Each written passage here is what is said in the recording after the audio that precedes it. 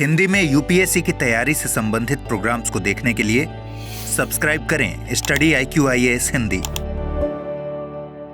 नमस्कार, मैं हूं ओम द्विवेदी। स्वागत करता हूं आपका स्टडी IQIAS हिंदी के इस प्लेटफॉर्म पे। और आज जिस टॉपिक पर मैं चर्चा करने वाला हूं वो अपने आप में मेंस के पॉइंट ऑफ व्यू से काफी ज्यादा इंपॉर्टेंट है, क्योंकि ये आप टॉपिक देख पा रहे हैं, बेमेतरा मॉडल, बड़ी समस्याओं का आसान समाधान, है ना। बहुत बड़ी बड़ी जो समस्याएं होती हैं उसका एक आसान तरीके से समाधान करके छत्तीसगढ़ के एक जिले जिसका नाम है बेमेतरा, इन्होंने करके दिखाया है। क्या है वो समस्या? तो समस्या किस चीज से संबंधित है? कुपोषण से संबंधित। ठीक है, कुपोषण से संबंधित एक समस्या है जिसका समाधान इन्होंने बहुत आसान तरीके से दिखाया है। अब कुपोषण अपने आप में इतनी बड़ी समस्या है, ये आप लोग सब पहले से जानते हैं। खैर, इस चीज पर हम विस्तार में चर्चा करेंगे। और शुरू करने से पहले मैं आपको न्यूज दिखाना चाहता हूँ। ये देखिए, bridging the malnutrition gap, the Bemetara model, nutrition counseling is a simple but powerful strategy as a experience in the district in Chhattisgarh shows। ठीक है, तो यहाँ पर आप ये समझ पा रहे हैं इस न्यूज से कि इन्होंने जो कुपोषण से संबंधित समस्या, जो बेमेतरा है छत्तीसगढ़ का एक जिला जहां पर बहुत लंबे समय से कुपोषण की समस्या चल रही थी, जबकि इस जिले की अगर मैं खास बात आपको बताऊं तो यहाँ की खास बात यह है कि आपके दिमाग में छत्तीसगढ़ जैसे ही आपके दिमाग में आ रहा होगा, तो वैसे ही ये देखिए, यहाँ पर देखिए, आप छत्तीसगढ़ जैसे ही इसमें आ रहा होगा तो आपके दिमाग में आ रहा होगा नक्सल प्रभावित क्षेत्र। लेकिन मैं यहाँ पर आपको क्लियर करना चाहूंगा, बेमेतरा इस जगह पर है ना। और मोस्टली जो नक्सल वाली प्रॉब्लम है वो आपको इधर साउथ वाले एरिया में देखने को मिलती है। लेकिन यहाँ की जो मेन बात है वो ये है कि ना तो ये नक्सल प्रभावित है, ना तो ये नक्सल प्रभावित है, और ना ही यहाँ पर इनकम का लेवल कम है, ना ही यहाँ पर शिक्षा का लेवल कम है।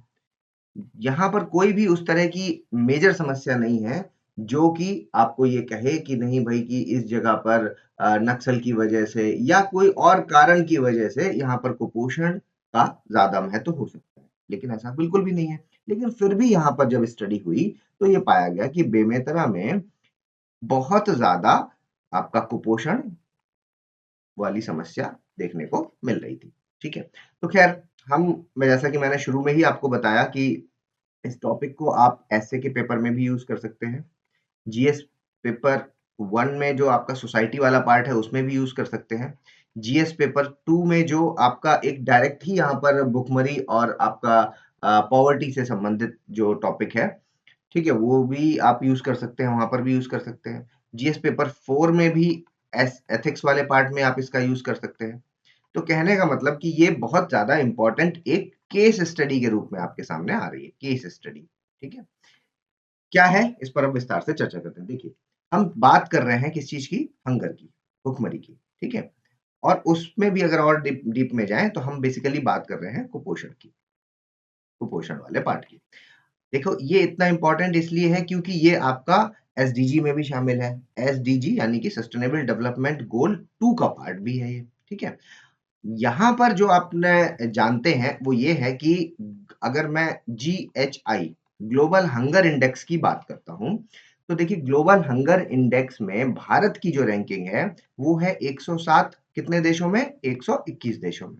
ठीक है, यानी कि आप ये कह सकते हैं कि भारत की स्थिति बहुत ज्यादा नाजुक है ना, बहुत ज्यादा खराब है यहाँ पर।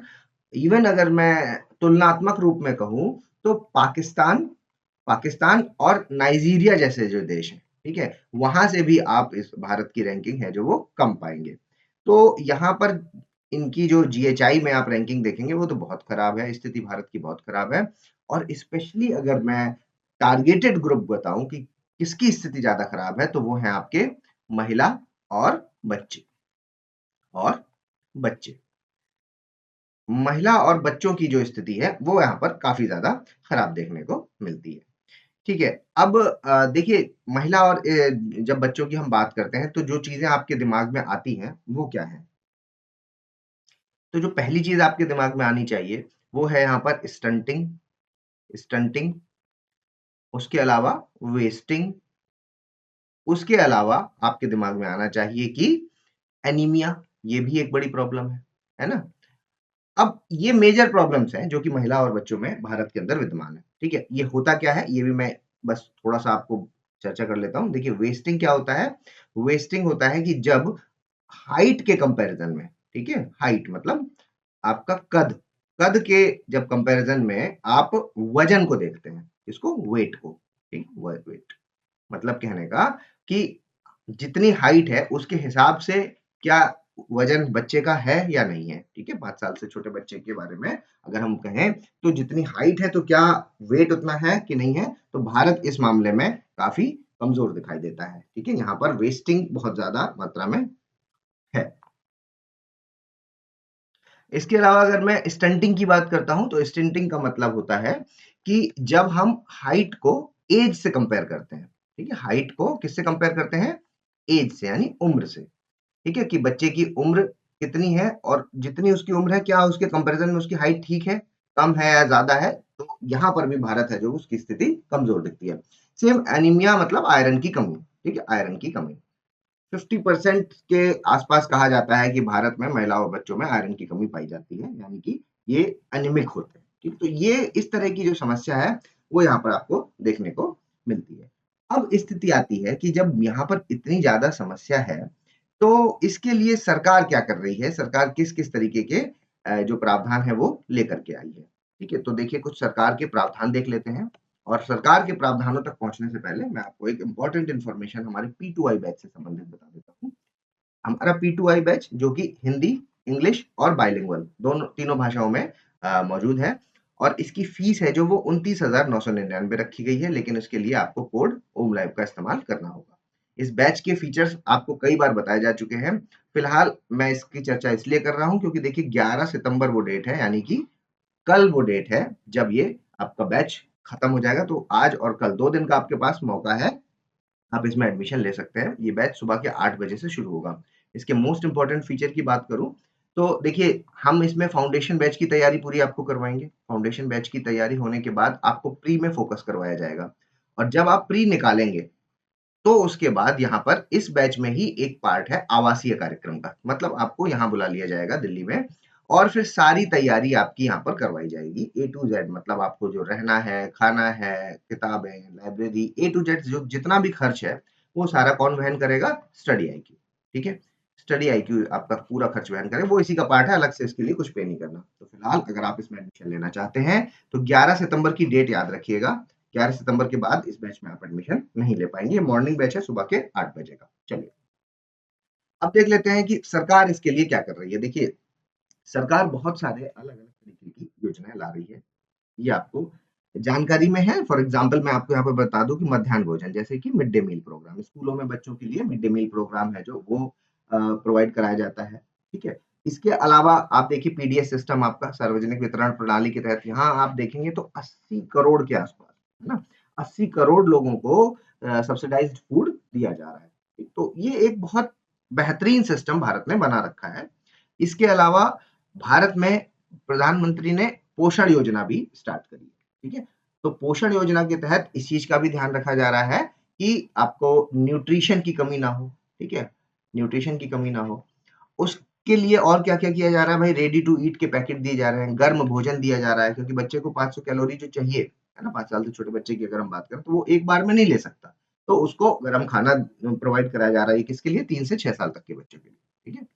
तो ये सारी चीजें यहाँ पर मौजूद हैं। इसके अलावा अगर आप देखेंगे कि और एड ऑन्स क्या-क्या किए जा रहे हैं, तो ये देखिए विभिन्न अलग-अलग राज्यों में आपका अंडा, केला, प्रोटीन पाउडर, मूंगफली, चिक्की, गुड़, ये सारी चीजें हैं जो एड ऑन की तरह यहाँ पर दिए जाते हैं। और अगर हम क्योंकि छत्तीसगढ़ को बेस बना के आज चर्चा कर रहे हैं, तो मुख्यमंत्री सुपोषण योजना है जो, इसके तहत ये सारी चीजें प्रोवाइड कराई जाती है, ठीक है?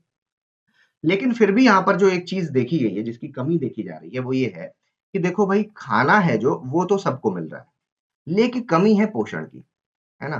तो पोषण की जो कमी है जिसकी वजह से मालन्यूट्रिशन यानी कि कुपोषण की प्रॉब्लम है जो भारत में तेजी से बढ़ती जा रही है। तो अगर हम बात करते हैं कि मेन इश्यू इस चीज का किस चीज का है, तो मेन इश्यू यहाँ पर पोषण का ही आता है। तो उसके लिए क्यों ऐसा हो रहा है? क्योंकि लोगों की जो प्रेफ़रेंस है ना? लोगों की जो प्रेफ़रेंस है वो चेंज हो गई है ना? पैक्ड फूड खा रहे हैं। खाने में बर्गर, पिज़्ज़ा, फिंगर चिप वगैरह इन सब चीज़ों का काफ़ी ज़्यादा इस्तेमाल लोग कर रहे हैं, ठीक है? तो पैक्ड फूड को अवॉइड करना होगा। इसके लिए एक तो ये बड़ी इंपॉर्टेंट बात है कि आपको पैक्ड फूड है जो उसको अवॉइड करना होगा। तो ये तो रही आज सॉल्यूशन की बात, लेकिन अगर मैं सरकार के स्तर पर एक बड़ा सॉल्यूशन की बात करूं तो आपको यहाँ पर याद रखना होगा फोर्टिफाइड राइस के बारे में, है ना। फोर्टिफाइड राइस, फोर्टिफाइड राइस क्या होता है? इसके तहत जो नॉर्मल चावल है उसको आटा बना करके और फिर उसमें आपका जो न्यूट्रिशन है वो ऐड करके और फिर उसके बाद उसमें वापस से पैलेट्स की फॉर्म में बना के उसको डिस्ट्रीब्यूट किया जाए। ठीक है, तो ये एक अच्छी बात है जो भी है, लेकिन जो अल्टीमेट सॉल्यूशन की बात करते हैं वो क्या है वो देखते हैं। देखिए, उसके लिए आपको बेमेतरा से सबक लेना होगा। बेमेतरा में क्या है, जो जब यहाँ पर पहुंचे और यहाँ पर जब रिपोर्ट्स आई तो ये पाया गया कि जब यहाँ पर इनकम की कोई समस्या नहीं है, इनकम का लेवल यहाँ पर ठीक है। यहाँ पर ये भी देखा गया कि भाई शिक्षा का स्तर भी ठीक है। जब सब कुछ सही है तो ऐसी क्या प्रॉब्लम है जिसकी वजह से ये एरिया एक्यूट मालन्यूट्रिशन, ठीक है, किसमें एक्यूट गंभीर रूप से तीव्र कुपोषण का शिकार था, एक्यूट मालन्यूट्रिशन का शिकार था, न्यूट्रिशन, है ना। आप कह सकते हैं इसको तीव्र कुपोषण, तीव्र कुपोषण, एक्यूट मालन्यूट्रिशन की प्रॉब्लम यहाँ पर देखी गई। और अगर मैं डेटा की बात करूं तो 3,299 केसेस ऐसे मिले दिसंबर 2022 में, ठीक है, जो कि यहाँ पर तीव्र कुपोषण के शिकार थे। तो फिर यहाँ पर जो चीज का उन्होंने सॉल्यूशन निकाला वो है आपका एक इकलौता सॉल्यूशन। मतलब यहाँ से सीख लेनी चाहिए कि इतनी बड़ी प्रॉब्लम का उन्होंने एक छोटे सा काम करके उसका सॉल्यूशन निकाल दिया, जो है आपका जागरूकता, यानी कि अवेयरनेस। अवेयरनेस, अब ये सुनने में तो ऐसा लगता है कि भाई अवेयरनेस तो ऐसे कैसे, हम तो कई बार रिपोर्ट्स पढ़ते हैं, कई बार लोगों को लिख करके देते हैं, बताते हैं, लेकिन क्या इससे प्रभाव पड़ता है? तो बिल्कुल पड़ता है, और ये चीज बेमेतरा ने करके दिखाई है। ठीक है, तो इन्होंने जिस चीज पर फोकस किया वो थे तीन चीज। क्या? कि कैसे खाना है, खाना खाना तो देखिए प्रोवाइड हो रहा है, खाने की कोई दिक्कत नहीं है ना। खाने की दिक्कत क्यों नहीं है? क्योंकि लोगों का इनकम लेवल ठीक है, तो अपने स्तर पे भी मैनेज कर पा रहे हैं और बाकी सरकार के स्तर पर भी चीजें मैनेज हो रही हैं। तो यहाँ पर जो चीज पाई गई वो ये है कि भाई खाना कैसे खाना है, कितना खाना है, इस चीज पर अगर फोकस किया जाए कि कैसे खाना है, कितना खाना है और कब खाना है। मतलब अगर मैं बोलूं आपको, तो यहाँ पर इन्होंने बैलेंस्ड डाइट की बात करी, बैलेंस्ड डाइट, है ना, बैलेंस्ड डाइट की बात करी, जिसको अगर छत्तीसगढ़ी लैंग्वेज में बोलेंगे तो तिरंगा भोजन कहा जाता है। ठीक है, तो इन्होंने बैलेंस्ड डाइट की बात करी और कहा कि भाई इसके लिए अभियान हमें चलाना होगा। इसके लिए जो ये प्रॉब्लम थी और ये जो केसेस हैं, ये आप देख पा रहे होंगे, इससे आपको ये समझ में आ रहा है कि ये जो केसेस हैं ये उस लेवल के केसेस हैं जो आपके नक्सल प्रभावित जो क्षेत्र होता है, लेफ्ट विंग एक्सट्रीमिज्म वाला जो क्षेत्र है, उस जगह पर जिस तरीके की समस्या है, यहाँ सेम समस्या यहाँ भी है। तो यहाँ पर जो चीज निकल के आई वो है पोषण वाली। तो उन्होंने भाई बैलेंस डाइट का एक कॉन्सेप्ट, और इसके लिए उन्होंने क्या किया, इसके लिए उन्होंने अवेयरनेस फैलाना शुरू कर दी, और जिसके लिए उन्होंने कार्यक्रम चलाया जिसका नाम है पुथलाई का कार्यक्रम। ठीक है, और इस कार्यक्रम के तहत क्या किया गया? इस कार्यक्रम के तहत उन्होंने ग्राउंड लेवल का जो स्टाफ है, मतलब जो आप महिला बाल विकास मंत्रालय है, जो WCDS है ना, महिला बाल विकास मंत्रालय है जो, उसके तहत उन्होंने आंगनवाड़ी आंगनवाड़ी वर्कर्स को टारगेट किया और उन्होंने उनको बताया कि भाई आपकी पहुंच है जो वो सबसे ज्यादा है लोगों तक। तो आप जाइए, आप फोटो में भी देख पा रहे हैं कि इन्होंने अवेयर करना शुरू किया आंगनवाड़ी वर्कर्स के थ्रू। उसके अलावा आपके सरपंच के थ्रू, है ना, प्रधान सचिव होते हैं उनके थ्रू, सचिव, है ना, सचिव होते हैं उनके थ्रू। उसके अलावा रिलीजियस हेड्स, जो आप मान लीजिए कि पंडित हैं, है ना, पुजारी वगैरह हैं जो, या मौलवी हैं, जो भी जहां पर भी लोग इकट्ठा होते हैं, है ना, पूजा करने के लिए आते हैं या गांव की किसी पंचायत में भाग लेते हैं, तो जहां पर भी लोग इकट्ठा होते हैं उन जगहों को इन्होंने टारगेट किया और उनसे उन्होंने आग्रह किया कि आपके पास जब लोग आए तो आप यहाँ पर एक काम करें, सबको अवेयर करें, सब पर जागरूकता फैलाएं। ठीक है, अवेयर करने का उन्होंने काम किया। और फिर इसके अलावा जो तीसरी चीज की, एक तो आंगनवाड़ी, दूसरा ये लोगों को टारगेट किया, और तीसरा घर घर जाकर वहां के जो वॉलंटियर्स थे उन्होंने घर घर जाकर के विजिट किया। ठीक है, door to door visit, door to door visit. घर-घर जाकर के उन्होंने समझाया लोगों को कि किस तरीके से आप बैलेंस्ड डाइट है जो उसको ली जा सकती है, ठीक है?